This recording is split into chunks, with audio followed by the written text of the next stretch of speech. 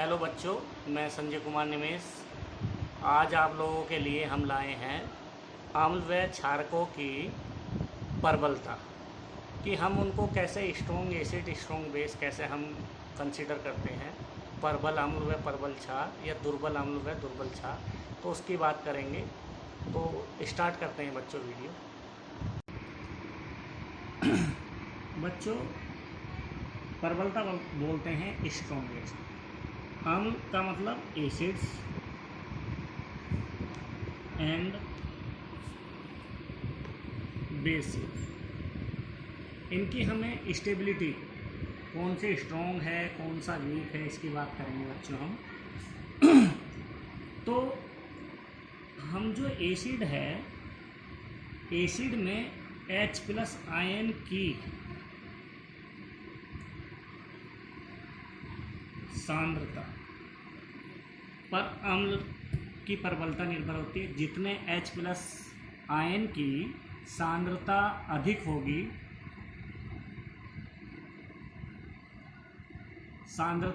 होगी, उतना ही अम्ल हमारा प्रबल या स्ट्रॉन्ग।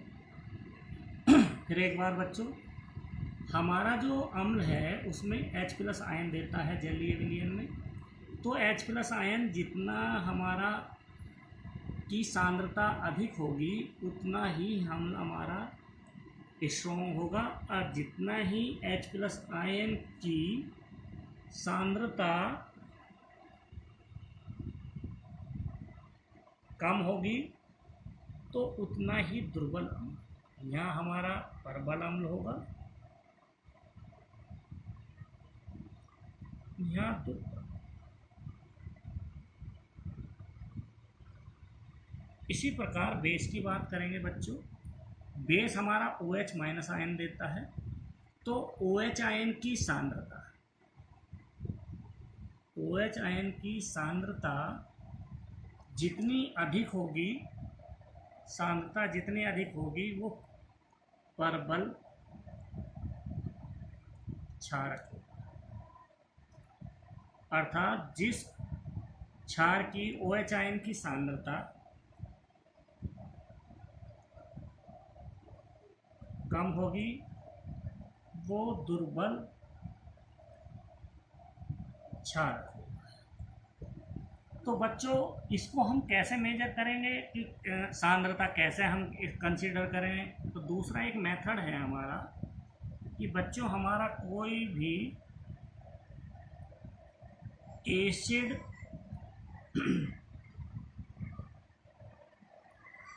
या बेस, हमारा कोई वाटर में एसिड या बेस है, यदि वे दोनों एसिड या बेस, दोनों को एक साथ समझा रहा हूँ, अलग अलग समझाऊंगा, वही बात है बच्चों। पहले एसिड फिर बेस की समझा रहे हैं। कोई हमने एसिड इसमें जल में घोला है, डिजोल्व किया है, तो वो एक्वस विलयन में, जलीय विलयन में 100%, यदि 100% पूर्णतः, जिसको बोलते हैं हम पूर्णतः आयनित हो जाता है, पूर्णतः आयनित हो जाता है, वो प्रबल अम्ल कहलाता है। फिर समझो बच्चों, हमने एसिड इसमें करा है, मान के चलो 10 हमने एसिड के मॉलिक्यूल लिए हैं, 10 एसिड के अणु लिए हैं, वो हमने जल में घोले हैं, वो 10 के 10 घुल जाते हैं, तो उसको कहते हैं कि 100% वो आयनित हो गई। आयनित का मतलब अपने आवेशों में टूट जाना। आयनित का मतलब है कि वो, मैंने यदि मान के चलो HCl हमने एसिड इसमें डाला है, और वो अपने आयन में कैसे टूटेगा? H+ और Cl-, H+ आयन और Cl- आयन। तो हमारा जितना भी हमारा अम्ल है या एसिड है, वो पूर्णतः इस तरह से आयनित हो जाता है, तो उसको हम बोलते हैं प्रबल अम्ल, 100% पूर्णतः। इसी प्रकार बेस, जिसको हम बोलते हैं क्षारक, क्षारक को यदि हम किसी जलीय विलयन में, ये जलीय है, जलीय विलयन में, जिसको हम अंग्रेजी में बोलते हैं एक्वस सॉल्यूशन, तो बच्चों जब हमने क्षारक को इसे जलीय विलयन में, अर्थात जिसको हम अंग्रेजी में बोलते हैं एक्वस सॉल्यूशन में, 10 अणु डाले हैं क्षारक के, तो वो 10 के 10% मान के चलो मैंने NaOH जो क्षारक है उसको मैंने वाटर में डाला है और वो पूर्णतः वो भी 100% आयनित हो जाते हैं, आयनित हो जाते हैं। तो इस प्रकार के जो हम क्षारक होंगे वो परबल क्षारक कहलाएंगे, परबल क्षारक कहलाते हैं। बच्चों मान के चलो मैंने 10 अणु डाले हैं NaOH के, तो हमें जलीय विलयन में जल के में 10 तो मुझे Na+ आयन चाहिए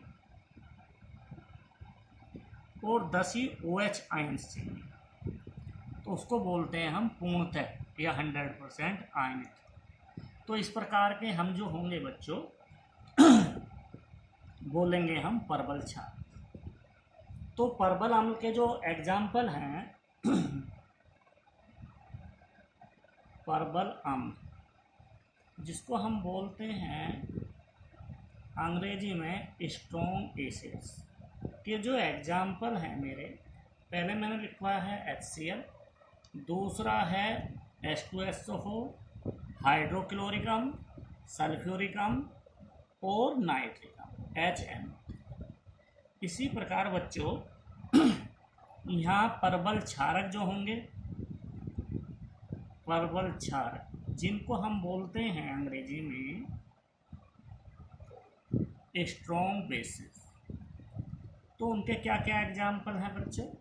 मैंने लिखा है KOH होगा, NaOH होगा, तो बहुत सारे एग्जाम्पल है, मैंने 2 लिखवाए हैं बच्चों।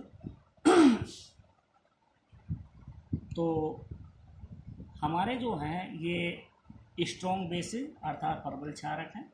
इस तरह से स्ट्रॉन्ग एसिड या परबल अम्ल। अब हम बात करते हैं वीक एसिड, दुर्बल अम्ल या वीक बेसिस की। तो बच्चों हमने जलीय विलयन लिया है, ये हमारा जलीय विलयन है जिसको हम अंग्रेजी में एक्वस सॉल्यूशन बोलते हैं। इसमें मैंने दुर्बल अम्ल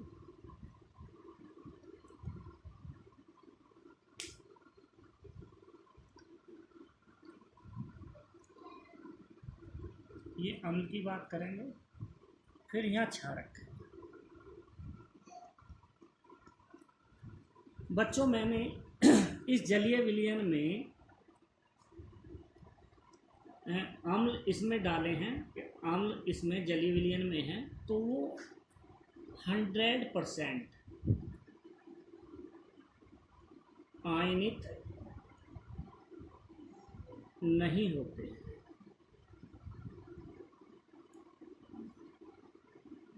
दुर्बल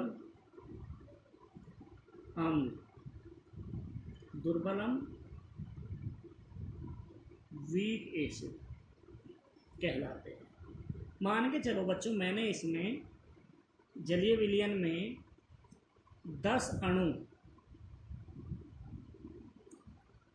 CH3COH, ये वीक एसिड है बच्चों, इसके डाले हैं, तो हमारे आयनिक जो होंगे वो इस तरह से होंगे CH3COO-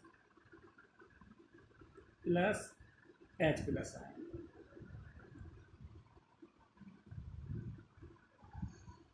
तो बच्चों मैंने यदि 10 डाले हैं, ये 10 CH3COH डाले थे मैंने जलीय विलयन में, जलीय विलयन में, तो हमें मिलने तो चाहिए थे 10 हमारे नेगेटिव आयन्स और 10 ही मिलने थे H+ आयन। तो बच्चों इस तरह से नहीं मिलते हैं, इनसे कम मिलते हैं। इसके 2 मिल गए हैं, इसके 2 मिल गए हैं, तो ये बहुत कम मिलते हैं। तो कंप्लीट आयन नहीं होते हैं, पूर्णतः आयनित नहीं होते,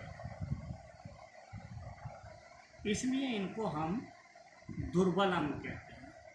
तो दुर्बल अम्ल के एग्जाम्पल, दुर्बल अम्ल को हम बोलते हैं वीक एसिड। तो उनके एग्जाम्पल हैं हमारे पास CH3COH, इसको बोलते हैं बच्चों एसिटिक अम्ल। दूसरा है HCOH, इसको बोलते हैं हम फॉर्मिक अम्ल। इसको हम एसिटिक एसिड बोलते हैं अंग्रेजी में, इसको बोलते हैं फॉर्मिक एसिड। तो इसी तरह से एग्जाम्पल है, एक है HF, हाइड्रोजन फ्लोराइड। तो ये हमारे वीक एसिड मानते हैं। तो एग्जाम में 2 ही पूछे जाते हैं कि 2 हमारे वीक अम्ल के या दुर्बल अम्ल के एग्जाम्पल बताइए। तो इसको बोलते हैं हम एसिटिक अम्ल, इसका नाम है फॉर्मिक अम्ल, इसका है हाइड्रोजन फ्लोराइड। तो इसको हम लिखते हैं हाइड्रोफ्लोरिक अम्ल। इसी प्रकार बच्चों यहाँ पर हमने कोई क्षार डाला है, क्षार जो है वो 100% अर्थात पूर्णतः आयनित नहीं होते। मान के चलो मैंने यहाँ पर 10 अणु जो हैं वीक क्षारक के NH4OH, इसका नाम है अमोनियम हाइड्रोक्साइड। तो इसका जब हमारा आयनाइजेशन होता है, आयनित होते हैं, तो इस तरह से होते हैं NH4+ और OH-। तो बच्चों 10 तो हमें अमोनियम आयन, इसको बोलते हैं NH4+ आयन को अमोनियम आयन, इसको बोलते हैं अमोनियम आयन, इसको हाइड्रोक्साइड आयन।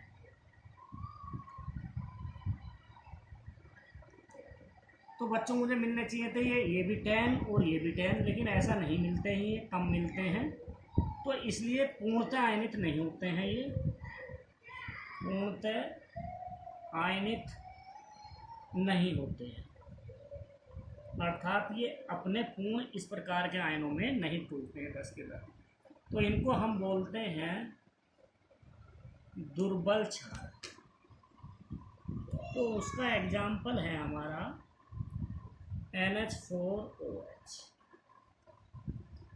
इसका नाम है अमोनियम हाइड्रोक्साइड। एक एग्जाम्पल है NH3। इसकी बात मैं बच्चों बाद में बताऊंगा कि ये हमारा क्षार कैसा है, इसको बोलते हैं हम अम्ल।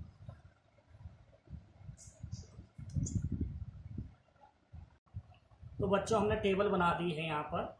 परबल अम्ल HCl हाइड्रोक्लोरिक अम्ल, HNO3 हमारा है नाइट्रिक अम्ल, H2SO4 सल्फ्यूरिक अम्ल। दुर्बल अम्ल है मेरा CH3COH एसिटिक अम्ल। फिर दूसरा लिखा हमने HCOOH फॉर्मिक अम्ल, और एक और लिखवा दिया है हमने जो पढ़ाया है HF हाइड्रोफ्लोरिक अम्ल। परबल क्षारक है KOH potassium hydroxide, NOH sodium hydroxide. दुर्बल क्षारक है NH4OH अमोनियम हाइड्रोक्साइड और NH3 अमोनियम। तो बच्चों लेबोरेटरी में मतलब प्रयोगशाला में क्या सावधानी रखनी है जब जल के साथ अम्ल व क्षारक मिलाते समय? सावधानी पहली है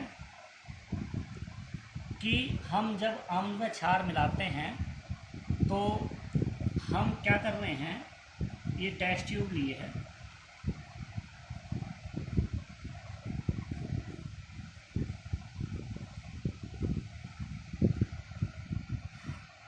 टेस्ट ट्यूब में हम एसिड या बेस मिला रहे हैं तो उसको धीरे धीरे मिलाना चाहिए। धीरे धीरे का मतलब ड्रॉप बाय ड्रॉप डालना चाहिए। तो हम या तो एसिड डालें, तो बच्चों हम करना क्या है, ऐसा काम नहीं करना है कि नीचे तो हमने एसिड या बेस लिया, तो बच्चों ये काम बिल्कुल गलत है। एसिड बेस हमें टेस्ट ट्यूब में नहीं लेना है। हमें जो लेना है वो हमें वाटर लेना है या कोई एनी केमिकल। जब भी हम करते हैं एसिड बेस हम ऊपर से ड्रॉप से डालते हैं। एसिड एंड बेस हम ऊपर से डालते हैं। और डालना किस तरह से चाहिए बच्चों, ये बिल्कुल इसकी दीवार जो हमारी ये है टेस्ट ट्यूब की, इसके सहारे डालना चाहिए। ऐसा नहीं कि ऊपर से उठाया और बीच में एकदम तुरंत डाल दिए तो एक्सप्लोज, क्योंकि ये ऊष्मा क्षेपी अभिक्रिया जो होती है एसिड बेस की जल के साथ, वो ऊष्मा क्षेपी अभिक्रिया होते हैं जिसमें ऊष्मा निकलती है, जिसको हम अंग्रेजी में एक्जोथर्मिक रिएक्शन कहते हैं। इसमें क्या होता है बच्चों, जैसे ही रिएक्शन कराते हैं तो इसमें से हीट निकलती है, तो हम जैसे ही डायरेक्ट डालेंगे तो एक्सप्लोजर धमाका होने के डर रहता है, जिससे हमें बहुत दिक्कत है। दूसरी बच्चों, जो भी हम स्ट्रॉन्ग एसिड ले रहे हैं उनको ड्रॉपर के द्वारा यूज करना चाहिए, हाथ से डायरेक्ट नहीं डालना चाहिए, नहीं तो शरीर पर जहाँ भी वो डलेगा वो फफोले डाल देता, अर्थात उससे हम हार्मफुल होने जा रहे हैं, नुकसान होने जा रहा है बॉडी को। दूसरी बात, जब भी हम एसिड या बेस मिलाते हैं तो इसको सेक करते रहना चाहिए, मतलब इसको प्रकनली को या टेस्ट ट्यूब को हिलाते रहना चाहिए, क्योंकि जो हमारी जो एक्जोथर्मिक या ऊष्माक्षेपी अभिक्रिया है वो ज़्यादा देर तक ना हो सके। जैसे ही प्रोडक्ट बन रहा है उसको हिलाइए, तो वो हमारी इस चीज़ का ध्यान रखना है। अब इसके बाद पढ़ते हैं हम नेक्स्ट हेडिंग जो ले रहे हैं, बहुत इम्पोर्टेंट है, अम्ल की क्षारकता। इसको हम बोलते हैं बेसिसिटी ऑफ एसिड। तो नेक्स्ट टॉपिक है बच्चों आपका अम्ल की क्षारकता, जिसको बोलते हैं हम बेसिसिटी ऑफ एसिड्स। तो बेसिसिटी ऑफ एसिड हम पढ़ने जा रहे हैं बच्चों। तो इसमें क्या होता है, अम्ल की क्षारकता किसे कहते हैं, जितने भी हमारे H+ आयन, H+ आयन किसी अम्ल के द्वारा होते हैं, किसी अम्ल में जितने H+ आयन होंगे या H+ आयन प्राप्त होते हैं, तो ये है कोई भी एनी एसिड्स, कोई भी अम्ल जितने H+ आयन देगा, जितने भी H+ आयन देगा उतनी ही अम्ल की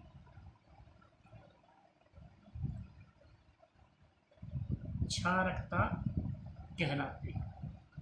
कोई भी अम्ल H+ आयन देगा, जितने अम्ल की में H+ आयन देगा वो अम्ल की क्षारकता या बेसिसिटी ऑफ एसिड कहलाती है। तो बच्चों इसमें एग्जाम्पल बताते हैं आपको। HCl, HCl में बच्चों एक H+ आयन मिलता है, 1 H+ आयन मिलता है, तो इसकी बेसिसिटी 1 होती है, +1 नहीं ना -1, +1।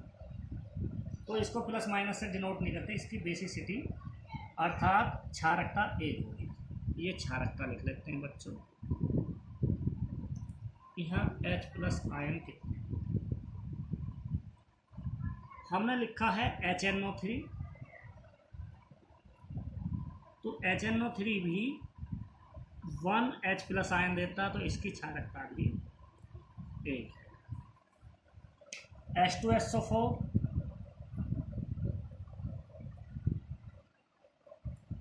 H2SO4 में 2H प्लस आयन प्राप्त होते हैं, तो इसकी जो क्षारकता है, बेसिसिटी जो है वो 2 है। H2SO3 की 2H प्लस आयन देते हैं, तो इसकी बेसिसिटी भी या क्षारकता भी 2। एक एग्जाम्पल है CH3COH एसिटिकम, ये 1H प्लस आयन देता है, तो इसकी क्षारकता या बेसिसिटी 1। हमारा H3PO4 3H प्लस आयन देता है, तो इसकी क्षारकता या बेसिसिटी 3 है। H3PO3 2H प्लस आयन देता है, तो इसकी बेसिसिटी 2 है।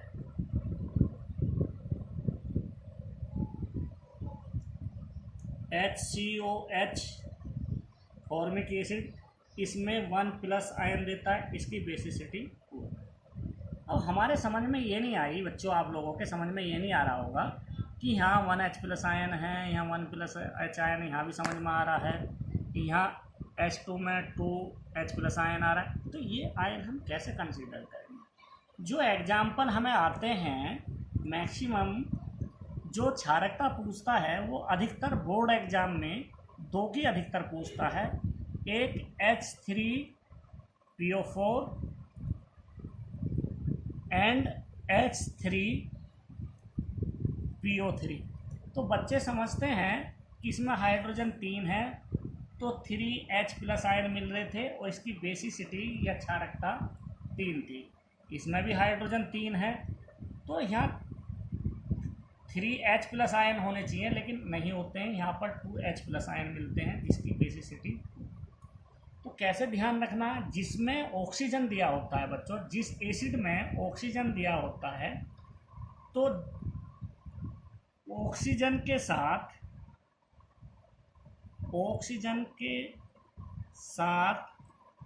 सीधे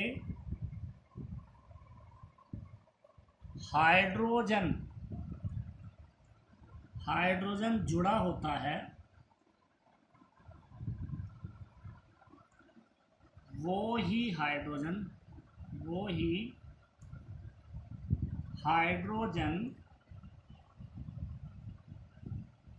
आयन H प्लस आयन देते हैं। तो जो भी हाइड्रोजन ऑक्सीजन से डायरेक्ट अटैच होता है, जो भी हाइड्रोजन ऑक्सीजन के साथ डायरेक्ट अटैच होता है, वो ही H प्लस आयन देता है, अर्थात H प्लस आयन प्रोड्यूस करता है। अब कैसे कैसे देता है इसकी बात करें, तो इसका स्ट्रक्चर जो होगा बच्चों इस तरह से होता है।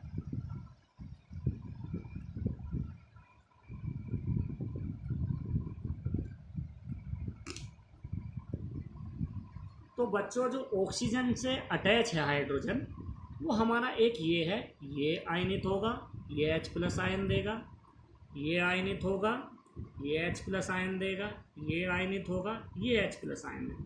तो टोटल H3PO4 में 1 2 3, तो 3H प्लस आयन दे रहा था, तो इसलिए इसकी जो क्षारकता या बेसिसिटी थी वो 3।